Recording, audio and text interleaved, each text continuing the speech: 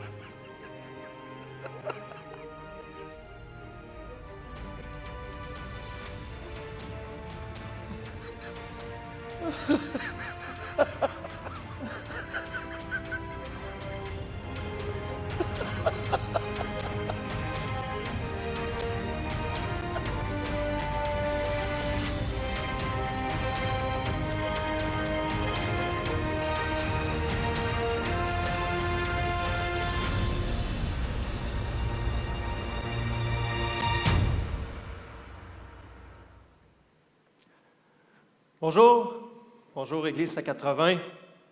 Vous allez bien ce matin? Excellent, je m'appelle Daniel, c'est moi qui vais faire le discours ce matin et je veux vous souhaiter la bienvenue, bienvenue aux habitués, bienvenue aussi à ceux qui nous visitent et un bienvenue particulier au réseau chrétien Le Binière, salut réseau, qui nous suivent en direct sur Internet ce matin en streaming. C'est la première fois qu'on fait ça à l'Église 180.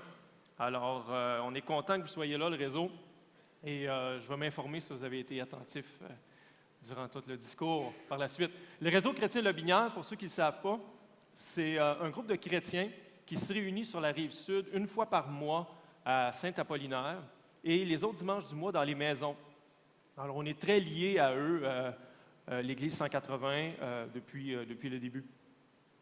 Donc, vous l'avez vu dans la vidéo, ce matin, on continue la série « Le Roi », une série qui va nous conduire jusqu'à la mort et à la résurrection de Jésus, comme vous avez vu dans la vidéo. Pourquoi on a appelé ça « Le Roi » ? C'est que Jésus, durant tout son ministère, était roi, durant toute sa vie sur terre, mais il l'a caché.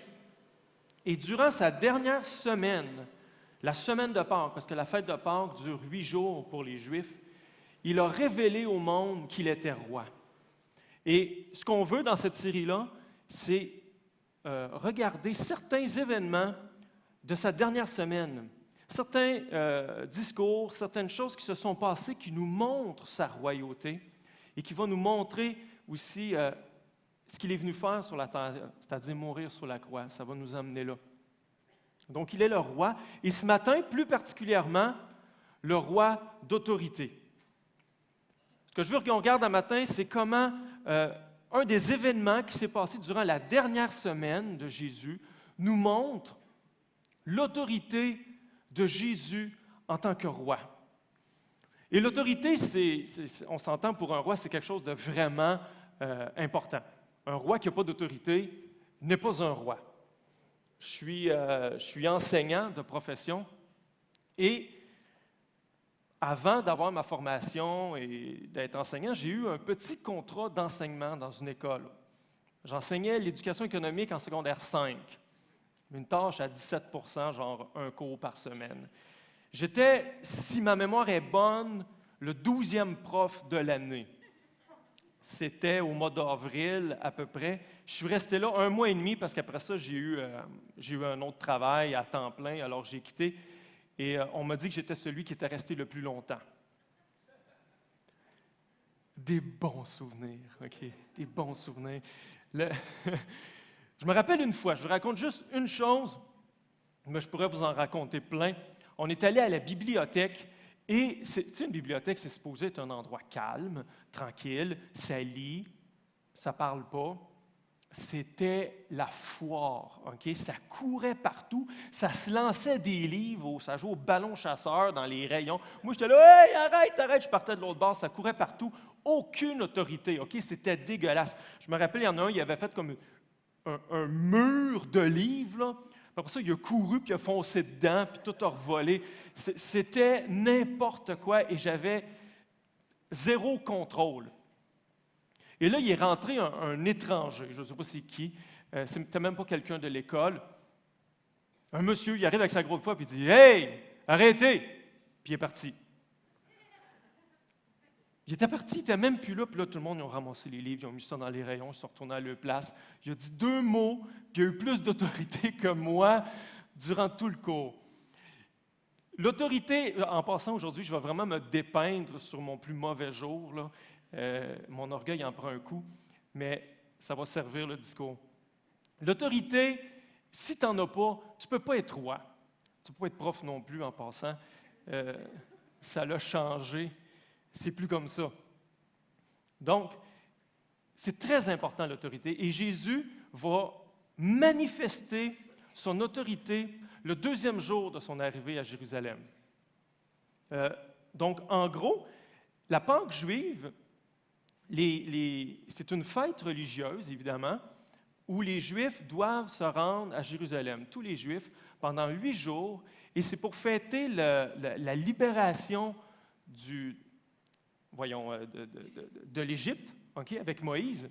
Donc, ils étaient esclaves en Égypte. Donc, pour commémorer cet événement-là, et ils vont, chaque famille, chaque personne, sacrifier un agneau en souvenir de ce jour-là. Et tous les Juifs, c'est une prescription, doivent fêter ça. Alors, Jésus, qui est Juif, se rend à Jérusalem. C'est là qu'il va entrer à Jérusalem sur un anon. Et l'événement qu'on va lire ce matin, qu'on va examiner, ça se passe le lendemain de cette journée-là. Est-ce que vous êtes prêts à regarder ça? Excellent. On va lire ensemble, c'est le passage qu'on lit dans Marc. J'ai choisi de lire le texte au complet, puis après ça, on va revoir certains passages. Je vous avertis, il va falloir faire un peu d'histoire ce matin, mais on va s'en aller vers quelque chose de vraiment très concret et pratique, vous allez voir. Alors, au début, le verset 11, c'est la première journée quand il arrive sur son anon, sur son petit âne. Jésus entra à Jérusalem et se rendit au temple. Après avoir tout regardé autour de lui, comme il était déjà tard, il sortit pour aller à Béthanie avec les 12, c'est-à-dire ses disciples. Le lendemain, comme il quittait Béthanie, Jésus eut faim. Il aperçut de loin un figuier qui avait des feuilles et alla voir s'il trouverait quelque chose. Mais quand il se fut approché, il ne trouva que des feuilles, car ce n'était pas la saison des figues. Alors Jésus prit la parole et lui dit, « Que jamais personne ne mange de ton fruit. » Et ses disciples l'entendirent. Ils arrivèrent à Jérusalem, et Jésus entra dans le temple, il se mit à chasser ceux qui vendaient et qui achetaient dans le temple. Et il renversa des tables des changeurs de monnaie et les sièges des vendeurs de pigeons. Il ne laissait personne transporter un objet à travers le temple. Et il les enseignait en disant, « N'est-il pas écrit, mon peuple sera appelé une maison de prière pour toutes les nations, mais vous en avez fait une caverne de voleurs. » Les chefs des prêtres et les spécialistes de la loi l'entendirent. Et ils cherchaient les moyens de le faire mourir. Ils le redoutaient en effet parce que toute la foule était frappée par son enseignement. Le soir venu, Jésus sortit de la ville. Le lendemain matin, en passant, les disciples virent le figuier. Il était desséché jusqu'aux racines. Se rappelant ce qui s'était passé, Pierre dit à Jésus, « Maître, regarde le figuier que tu as maudit est desséché. » Jésus leur dit alors, « Ayez foi en Dieu, je vous le dis en vérité. Si quelqu'un dit à cette montagne, « Retire-toi de là et jette-toi dans la mer », et s'il ne doute pas dans son cœur, mais croit que ce qu'il dit arrive, il le verra s'accomplir. C'est pourquoi je vous le dis, tout ce que vous demanderez en priant, croyez que vous l'avez reçu et cela vous sera accordé. » Wow!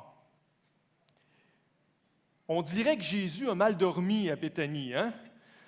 C'est quoi qui... Il est tombé de mauvaise humeur. Il arrive le matin, il voit un figuier, il n'y a pas de fruits, c'est même pas la saison, de toute façon. On dirait qu'il est frustré, là, puis toi, là, il n'y a plus personne qui va manger de ton fruit, puis là, le figuier va mourir. Après ça, il arrive au temple. Qu'est-ce que c'est ça, des vendeurs dans le temple? Puis là, on dirait qu'il pète sa coche, là, puis qu'il pogne les nerfs, chasse tout le monde. Et l'image qu'on a de ça, c'est un Jésus qui se met en colère, hein, la sainte colère.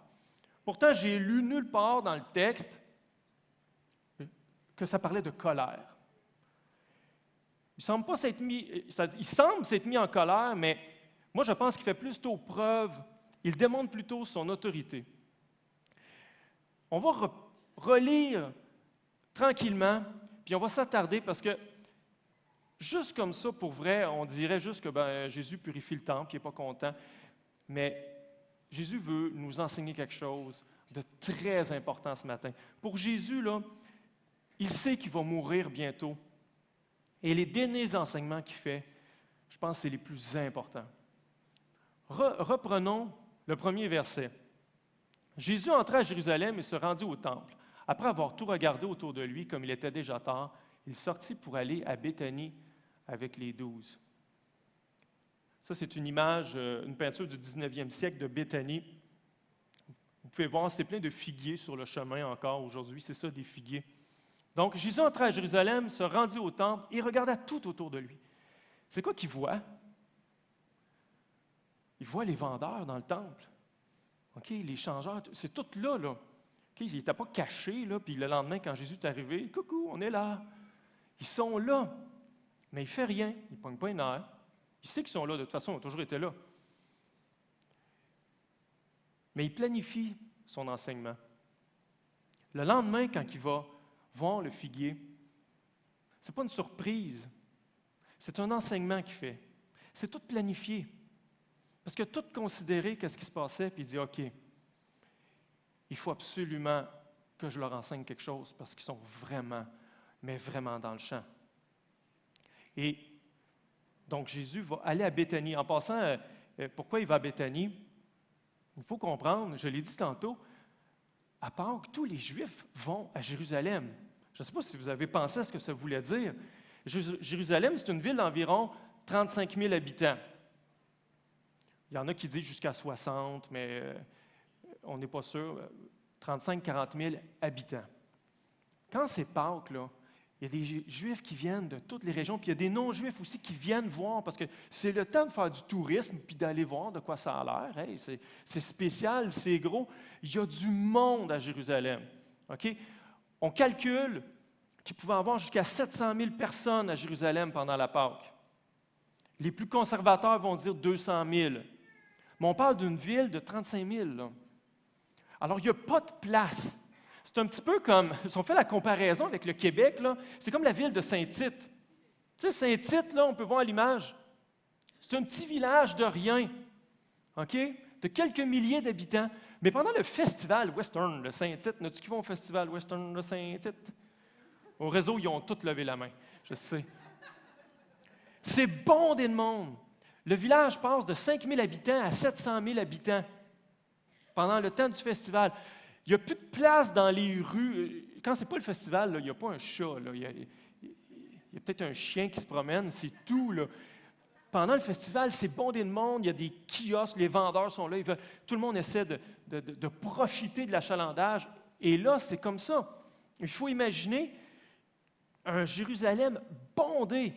Il n'y a plus de place. Les gens se sont installés dans des cabanes pour dormir parce qu'ils sont là une semaine. Jésus a des amis à Béthanie. Béthanie, c'est à 3 kilomètres de Jérusalem. Et il va aller tous les jours à Jérusalem.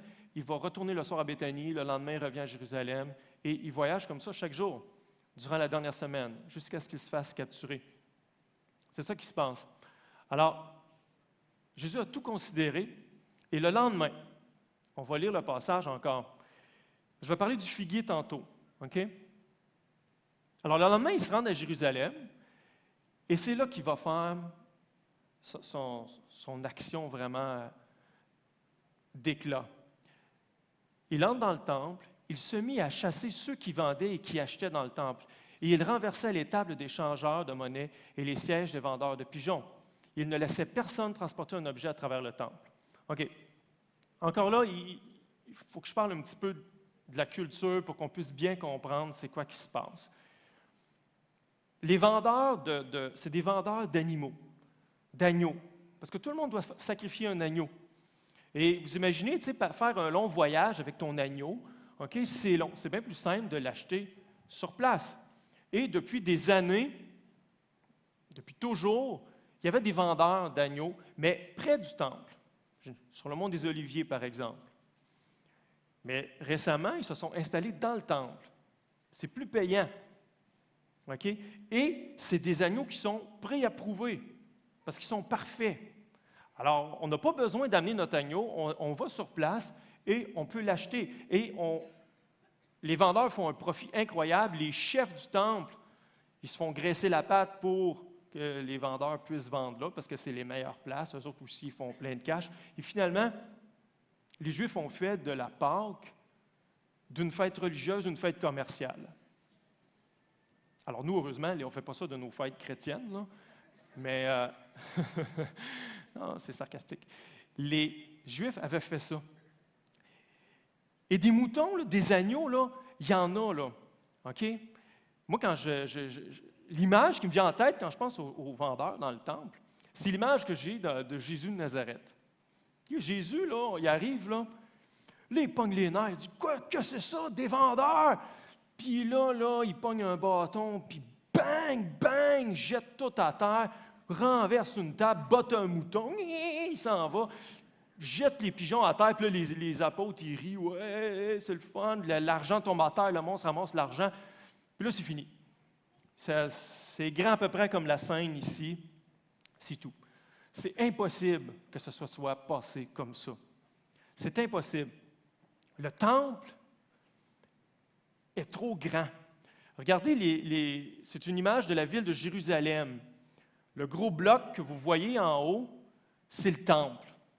En superficie de la ville, là, il fait à peu près le quart de la ville de Jérusalem. Vous voyez, c'est comme une grande cour entourée d'une muraille et au centre, il y a le temple, pas proprement dit. C'est dans la grande cour que les vendeurs s'étaient installés. Et cette cour-là fait 1 600 000 pieds carrés de surface. Je sais que vous ne savez pas ce que ça veut dire. Pour donner une proportion, c'est plus grand que 21 terrains de football. OK? Prends 21 terrains de football, c'est plus grand que ça. Tu prends le centre Vidéotron au complet, plus tout son stationnement, c'est plus grand que ça. Les historiens de l'époque de Jésus parlent qu'il y avait environ 250 000 animaux. 250 000 animaux dans la cour. Et c'est écrit que Jésus les a chassés. C'est long, là. D'ailleurs, c'est écrit, Jésus les a chassés, puis comme il était tard, il retourne à Béthanie. Ça a pris la journée. OK? Dans le film, ça dure 2 minutes, quoi, c'est sûr qu'ils ne pouvaient pas prendre ça. Mais c'est tout. Tu ne peux pas faire ça sous l'impulsion de la colère, là. Je veux dire, à un moment donné, tu es fatigué, là, tu te dis, bon, c'est assez. Ils ont compris. Mais ça dit, il a chassé les vendeurs. Ça dit aussi qu'il a chassé les changeurs. Les changeurs, on peut peut-être montrer l'autre image du temple. Donc, vous voyez la cour un peu mieux. Il y a comme une muraille autour de la cour avec des colonnes. Les changeurs sont à l'intérieur, sont sous ces colonnes-là, qui fait d'ailleurs 6 mètres de large. Là. C'est immense ce temple-là. Hein. C'était le monument de l'époque à voir. Il y avait une phrase qui se disait « Si tu n'as pas vu le temple d'Hérode, tu n'as jamais vu de beaux bâtiments de ta vie. » Les touristes allaient voir ça, c'était quelque chose d'incroyable. Donc, les changeurs étaient à l'intérieur sous les murs, dans les murs. Et il fallait que tu changes ton argent parce que la monnaie de l'époque, c'était... Il y avait des têtes, comme aujourd'hui. Nous, il y a la tête de la reine d'Angleterre. Eux, c'était l'empereur ou des Grecs, des monnaies grecques. Et c'était considéré comme de l'idolâtrie. Donc, tu ne pouvais pas entrer ça dans le temple. Donc, il fallait changer ta monnaie par de la monnaie du temple pour pouvoir rentrer puis acheter ton mouton, ton agneau. Et les changeurs faisaient un 10-12 % en passant, ça allait bien. Jésus va arriver puis il va renverser leur table. Encore là, ça a l'air d'un acte colérique qui se fait sous une impulsion, mais ça ne peut pas être une impulsion. Encore là, c'est ben trop long, ça demande ben trop d'efforts. J'ai déjà fait ça, moi, en tant que prof. J'étais pas encore un prof officiel, un peu comme tantôt. Je vous l'ai dit, je ne me dépeins pas sur mon meilleur jour aujourd'hui. Et les élèves s'étaient mis en équipe. Ça parlait trop fort, ça ne travaillait pas. C'était la foire, encore une fois. Je manquais d'autorité. Et j'ai dit, bon, ben là, ça va faire. Vous travaillez en silence, vous séparez vos bureaux. Et la plupart ne le faisaient pas. quelques bons élèves, les meilleurs. Puis les autres, ouais, non, non. Et là, j'ai pété ma coche. J'ai vraiment pété ma coche, puis j'ai dit là, tu sépares ton bureau. Puis j'ai pris le bureau, puis bang! J'ai renversé le bureau, tout a volé dans le mur, bading, badang. C'était épouvantable. Ce fut le silence. C'était des petits secondaires 1. Tu as vu les bureaux, là, ils se sont placés. Travailler en silence, mais j'ai jamais eu une classe en silence comme ça de toute ma vie. On n'entendait même pas, en fait, même les mouches volaient en silence après ça. C'était silencieux. Mais je vais vous dire quelque chose, j'étais pas fier de moi. J'étais là, mon Dieu, mais c'est bien épais ce que je viens de faire là. Ma colère a monté, ma colère a redescendu aussi vite. J'ai renversé la table, j'aurais pu blesser quelqu'un. J'ai brisé du matériel à un élève et je me sentais mal et j'ai été obligé de m'excuser, de demander pardon. Est-ce que Jésus a pu entrer là puis tout renverser par colère? Je ne pense pas. Il y a un mot qu'on connaît qui s'appelle banqueroute. Okay? C'est intéressant parce que le mot banqueroute vient du mot italien banc-rota, okay? Qui est au Moyen Âge. Et c'est que les banques, au Moyen Âge, on appelle ça une banque parce qu'ils pratiquaient sur un banc. On appelait ça un banc, en fait, c'était une table. Et ils changeaient l'argent. La coutume leur venait des Romains. Ils faisaient ça au temps des Romains.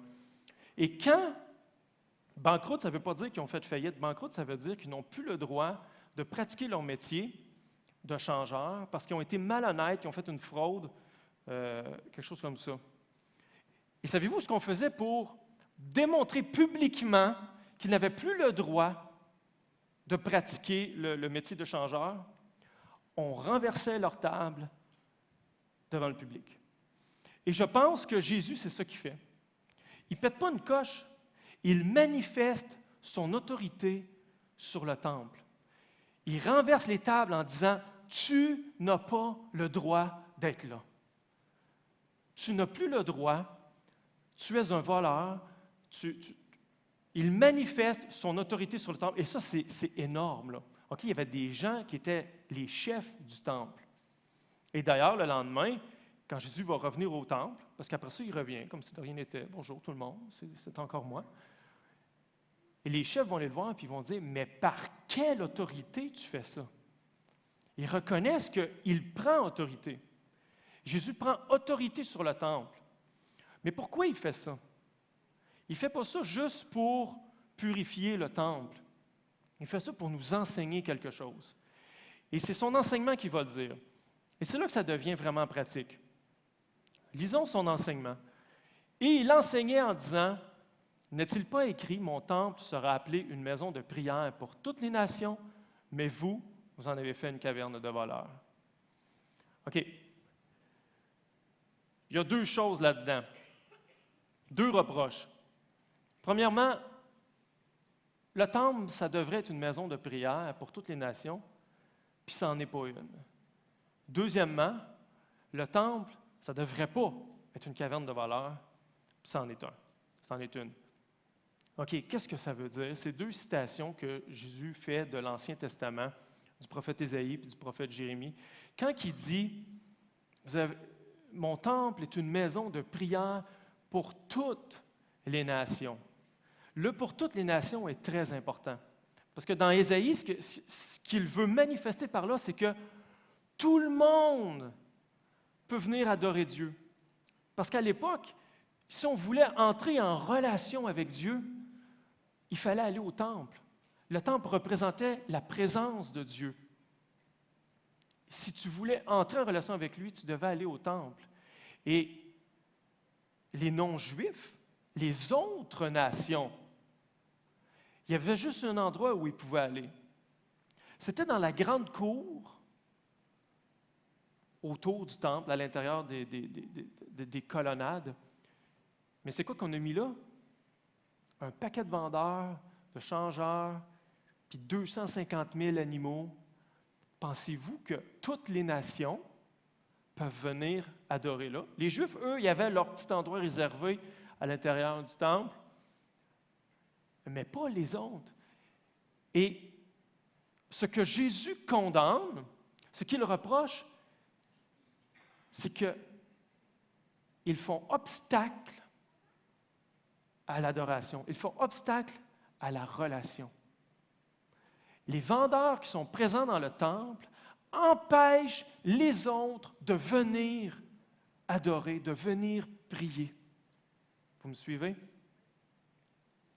Là, vous allez me dire, « Ouais, Daniel, je comprends, mais qu'est-ce que ça peut bien faire pour nous aujourd'hui, ça? Il n'y a même plus de temple. » Excellente question. Merci de la poser.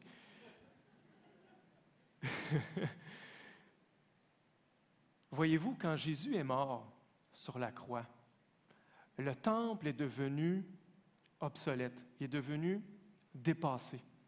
Et ce que la Bible nous enseigne, c'est que la nouvelle présence de Dieu, son nouveau temple, c'est notre cœur.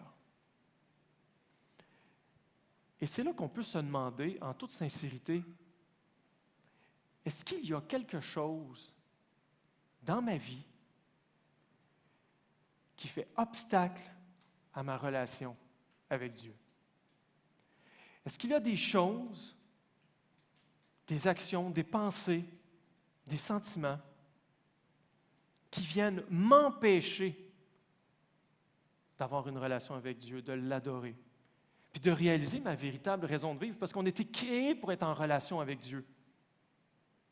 Et ces choses-là, je pense aux plus évidentes, OK? Une envie irrésistible le soir d'aller te brancher sur Internet pour aller voir du monde qui ont passé d'argent pour s'acheter du linge. Pour dire ça gentiment, est-ce que ça vient? Je ne suis pas sûr que ça vient aider ma relation avec Dieu. Tous les comportements de dépendance, la drogue, le sexe, mais c'est plus que ça. Ça peut être une haine que j'ai envers une personne ou un groupe de personnes. Ça vient bloquer ma relation avec Dieu. Même si c'est des personnes méchantes. J'ai des amis Facebook qui mettent des choses sur les Arabes, des fois, je me dis, aïe, aïe. Tu peux pas être aussi haineux sans que ça brise ta relation avec Dieu.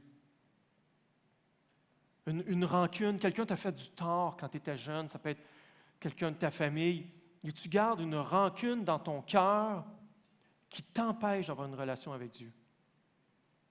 On vit tout ça. On a toutes des choses, ça peut être le mensonge, ça peut être notre orgueil, ça peut être l'amour de l'argent. On a tous des vendeurs dans notre temple, tout le monde. Et ça nous empêche d'avoir une relation avec Dieu. Et peut-être encore pire, ça peut empêcher d'autres personnes d'avoir une relation avec Dieu. Je m'explique en donnant un exemple. Et là, je me lance à l'eau parce que je vais vous raconter quelque chose que personne ne sait à part moi et Dieu. Même ma femme ne le sait pas. En fait, il y a quelqu'un d'autre qui le sait, mais c'est un figurant. Mais ça va servir le discours, alors je le dis. Quand j'étais jeune, ado et jeune adulte, j'avais un sérieux problème avec la pornographie. J'étais vraiment dépendant. Et j'avais honte de ça. J'avais déjà donné ma vie à Dieu. J'étais un bon chrétien en apparence qui allait à l'église et tout. Personne ne le savait, sauf moi et Dieu. Mais je consommais de la pornographie de façon addictive. OK? Et heureusement, Internet n'existait pas dans ce temps-là, parce que si Internet avait existé, je ne sais pas ce qui me serait arrivé, mais dans ce temps-là, c'était des revues. Alors, j'avais mon dépanneur, miteux quelque part, que je savais que personne n'allait là. Et j'avais une routine, là, je me rendais là régulièrement, acheter des revues. Puis un jour, je suis en train de consulter une revue, et j'entends en arrière de moi, « Daniel? » Et je me revire de bord, honteux. J'étais au cégep à l'époque, et c'est une jeune fille que je connaissais un peu, à qui j'avais témoigné quand même. Elle savait que j'allais à l'église, je lui présentais Dieu, je lui présentais une vie nouvelle, mais elle me trouvait là en train de regarder des filles nues dans une revue. Et il y avait de la surprise, puis aussi de la déception dans sa voix. Puis je ne suis pas sûr, en fait, je suis sûr, que j'ai empêché cette fille-là de connaître une relation avec Dieu, au moins à ce moment-là. Tous ces vendeurs-là dans notre temple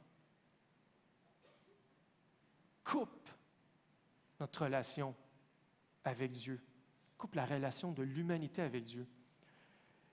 Et la Bible appelle toutes ces choses-là le péché. Je sais, le péché, ce n'est pas un mot qu'on aime entendre au Québec. C'est un mot qui a été utilisé par la religion pour nous culpabiliser, pour nous contrôler. Et on entend le mot péché, puis ça sonne à une autre personne qui essaie de me manipuler, mais ce n'est pas comme ça que la Bible présente le péché.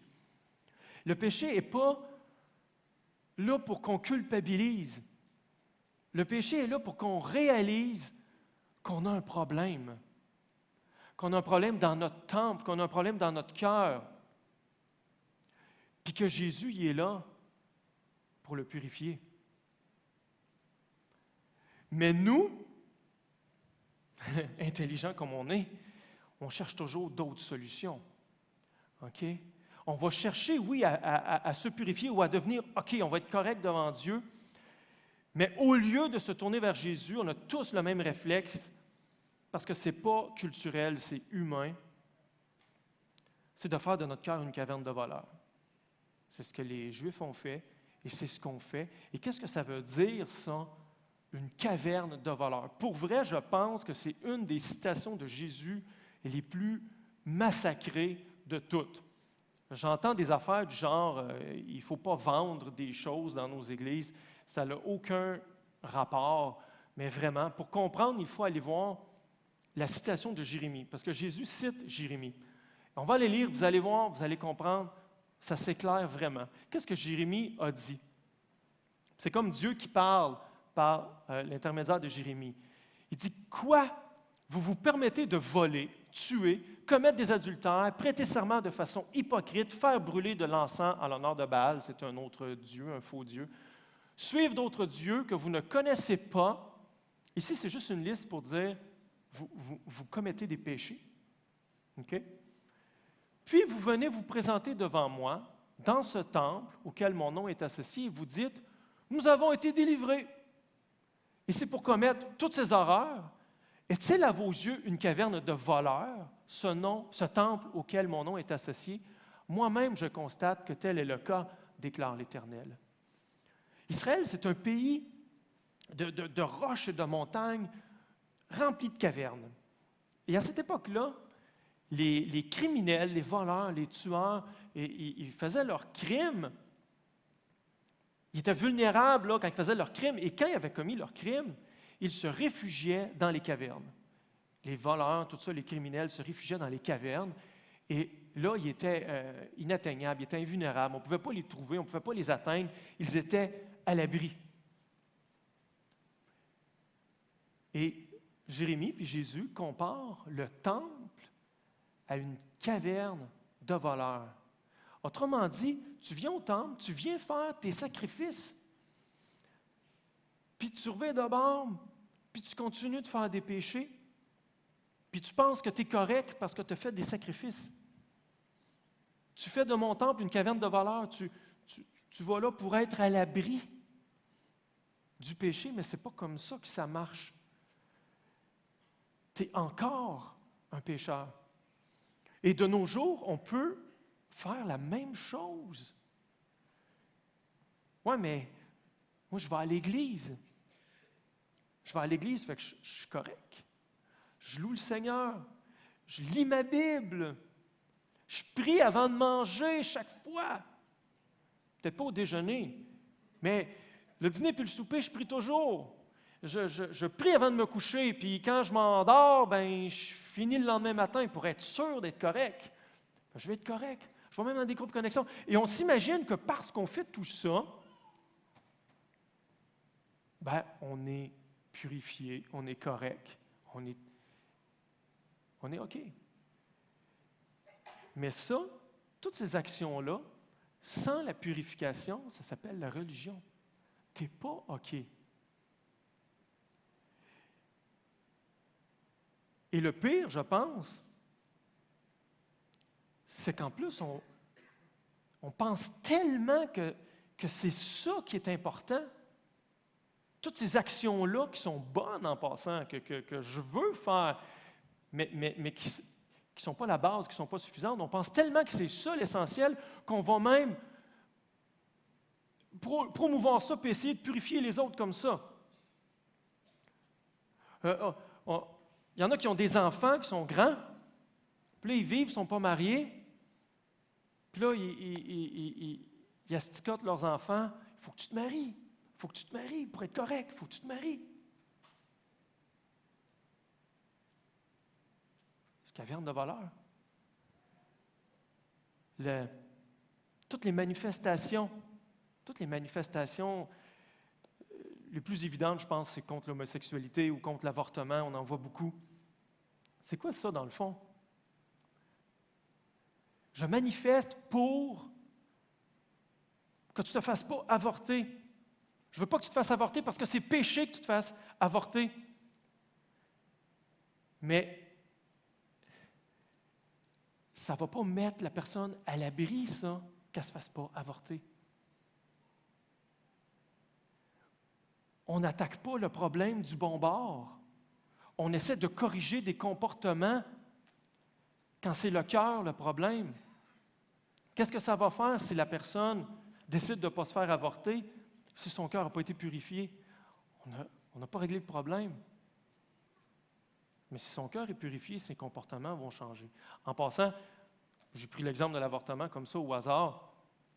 Je ne suis pas en train de dire qu'il ne faut pas manifester contre l'avortement. OK? Je le ferai parce que je suis contre l'avortement, puis en tant que citoyen, je le ferai. Mais je ne le ferai pas au nom de Dieu. Parce que Dieu ne m'a pas dit d'aider les autres à se purifier. Dieu ne m'a pas demandé de purifier les autres de leurs péchés. Dieu m'a demandé de faire connaître Jésus parce que c'est lui qui peut purifier les autres. Et c'est ça que je veux faire au nom de Dieu. Donc nous, on a tendance à se faire des cavernes de voleurs, à se faire croire qu'on se met à l'abri par notre bon comportement. Et pour être, et là je prends des exemples connus, OK? Je vise personne, mais c'est des choses que je constate. Pour être sûr et certain, on va en prendre plus large. Alors on va dire, pour être sûr qu'il n'y a pas de péché dans ma vie, je ne vais pas écouter de musique pas correcte. Je ne vais pas écouter de films qui ont des mauvaises valeurs. Je ne vais pas lire de livres qui ont des mauvaises valeurs. Je vais m'habiller avec la robe qui traîne à terre partout pour être sûr d'être correct, pour être sûr de ne pas pécher. Être certain. Attends, je vais être encore plus certain que ça. Je n'aurai même pas de télé chez nous. Je vais être sûr de ne pas pécher en la regardant, en voyant quelque chose de mal. Je n'aurai pas Internet parce que je suis tenté de pécher, alors je vais me protéger, je vais me mettre à l'abri du péché en évitant ça. Mais le péché n'est pas dans Internet, dans la musique ou dans le livre. Le péché, c'est les vendeurs dans le temple. Le péché est dans mon cœur. Le péché n'est pas dans la revue érotique.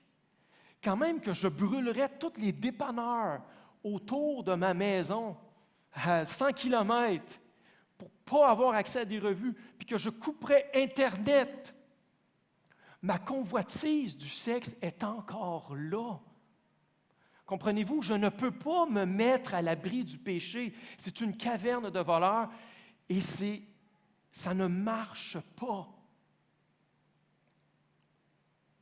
Si Jésus ne purifie pas mon cœur, ça prend des bons comportements. Je veux que Jésus améliore mon comportement, mais tout ça est inutile si le cœur n'est pas purifié.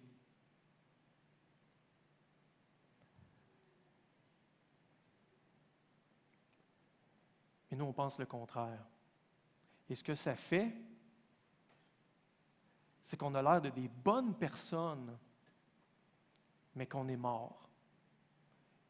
Et c'est pour ça que Jésus a utilisé l'illustration du figuier. On va lire l'illustration du figuier qui encadre l'histoire dans le temple. Le lendemain, donc là, on est quand il se lève le matin avant qu'il se rende au temple. Comme il quittait Béthanie, Jésus eut faim. Il aperçut de loin un figuier qui avait des feuilles et alla voir s'il y trouverait quelque chose.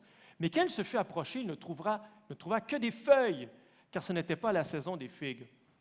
Alors Jésus prit la parole et lui dit que plus jamais personne ne mange de ton fruit. Et ses disciples l'entendirent. C'est un enseignement qu'il fait. Il ne fait pas juste pogner les nerfs, il enseigne. Le lendemain matin, en passant, les disciples virent le figuier. Il était desséché jusqu'aux racines. Ce qui est important de savoir, pour comprendre cette illustration-là, nous, on ne connaît pas ça des figuiers, il n'y a personne qui a ça dans sa cour. Mais un figuier, les fruits poussent en même temps que les feuilles. C'est pas comme un pommier où tu as des feuilles, puis à un moment donné, dans la saison, tu as des fruits, ça pousse en même temps. Donc, si tu as des feuilles, tu as des fruits. Un figuier normal, en santé, a toujours des fruits avec des feuilles parce que ça pousse en même temps. Quand Jésus voit les feuilles, il peut supposer qu'il y a des fruits. Et vous comprenez l'image ici. Les feuilles, c'est toutes nos belles actions qu'on fait pour avoir l'air bon. Les sacrifices qu'on fait, on va à l'église, on prie, on n'écoute pas de la musique pas correcte.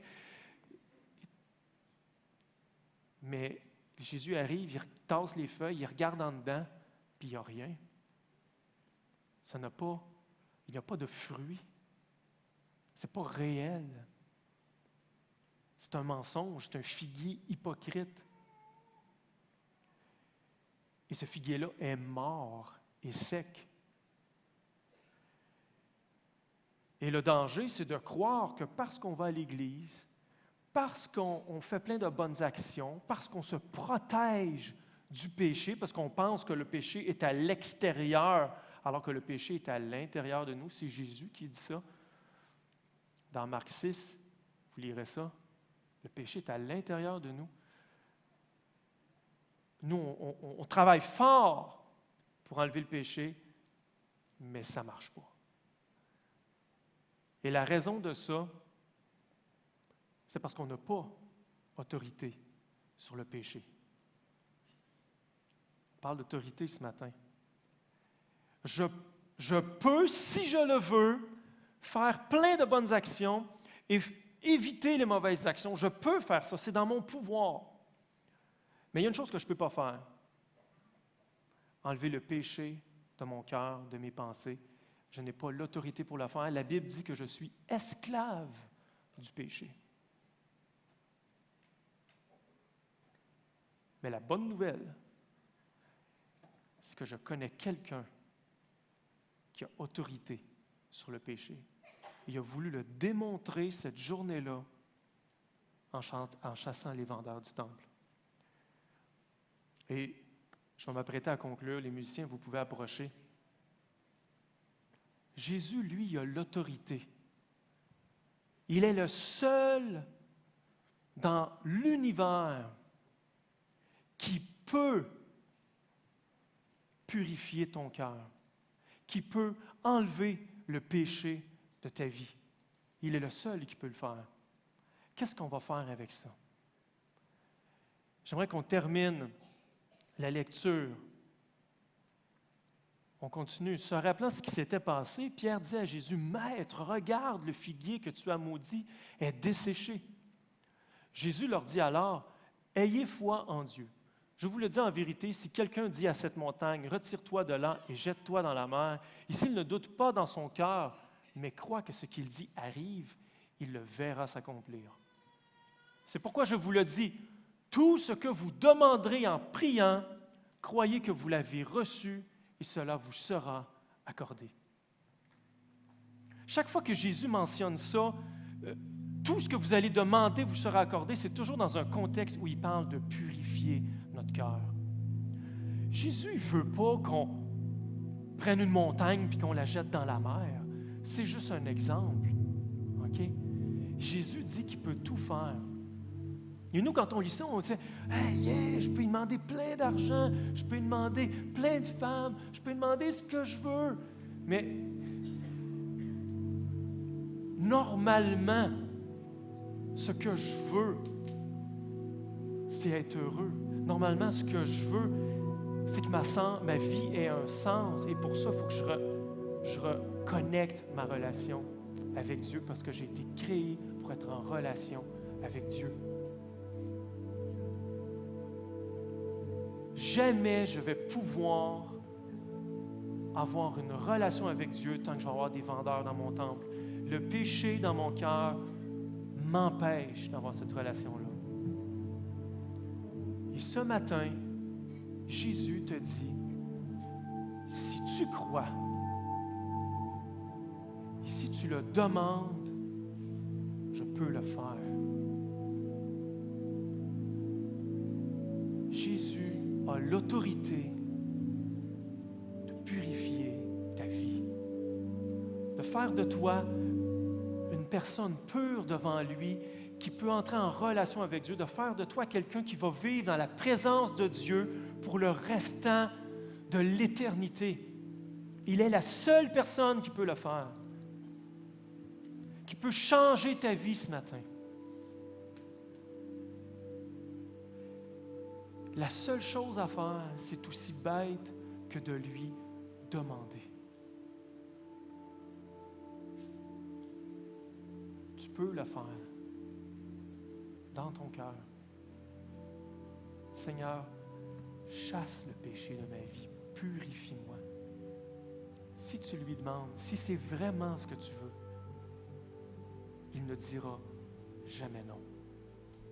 Jamais.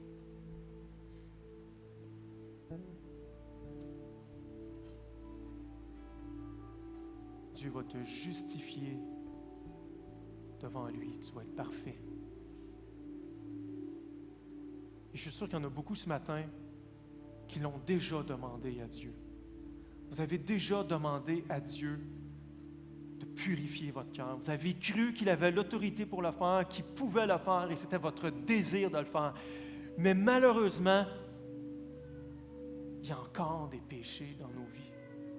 Parce que si on est juste devant Dieu, on n'est pas nécessairement parfait. On est toujours dans notre corps de chair, on a toujours nos impulsions. Je parlais tantôt, l'orgueil, l'amour de l'argent, toutes ces choses-là, c'est toujours là, c'est toujours en train de nous tenter. Mais oublie pas ça. Jésus, il n'est pas juste mort pour te pardonner de tes péchés. Il est mort pour te libérer de tes péchés. Te libérer. Ce qu'il veut, c'est que tu sois de plus en plus pur. Ça aussi, tu peux lui demander. La phrase que j'aimerais que tu retiennes ce matin, c'est celle-là. Rappelle-toi-en. De la même manière que Jésus a l'autorité pour chasser les vendeurs du temple, il a aussi l'autorité pour chasser les péchés de mon cœur. Chaque fois que tu vas avoir le goût d'aller sur Internet, que tu vas avoir le goût de médire contre quelqu'un, que tu vas ressentir de la colère monter en toi, de l'impatience, de l'orgueil, rappelle-toi de ça. Jésus a chassé les vendeurs du temple. Il peut chasser le péché de ton cœur. Tu n'as pas besoin de te mettre à l'abri du péché. Jésus peut chasser le péché qui est en toi.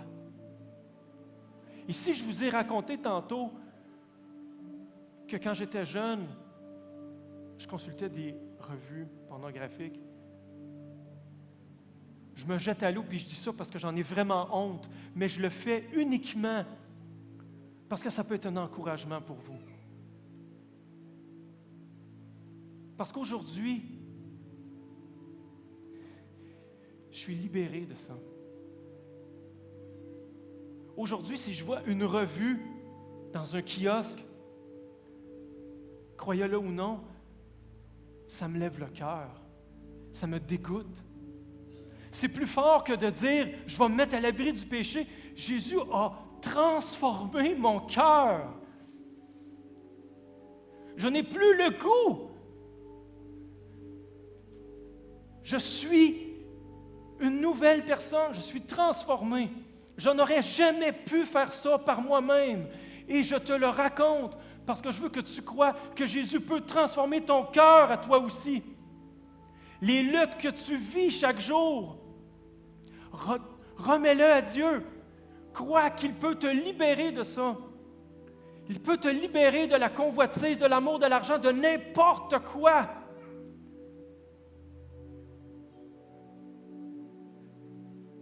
Je vous le partage parce qu'il n'y a rien de plus beau que de sentir que notre cœur se purifie de jour en jour par la puissance de Jésus qui a l'autorité sur mon péché.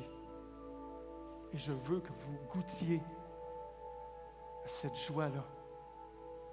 Qu'on grandisse tout le monde ensemble, pas juste qu'on soit justifié devant lui, mais que Dieu nous sanctifie, que à chaque jour, Dieu nous purifie, puis qu'on soit des exemples pour les autres, puis que les actions qu'on va faire, d'aller à l'Église, de prier, de le louer, que ce ne soit pas juste des actions, mais que ce soit une réponse à l'amour qu'il nous donne, que ce soit une réponse parce qu'on est tellement content que Dieu nous a changés, que Dieu nous fait grandir. Puis ce matin, on est tous ensemble, on veut le louer. Et louons-le pour son autorité, louons-le parce qu'il change nos cœurs. Il ne fait pas juste changer nos comportements. Il change d'abord nos cœurs et ensuite nos comportements changent. Et moi, je veux louer ce Dieu-là. Je veux louer ce roi-là. Louons-le tous ensemble. Amen.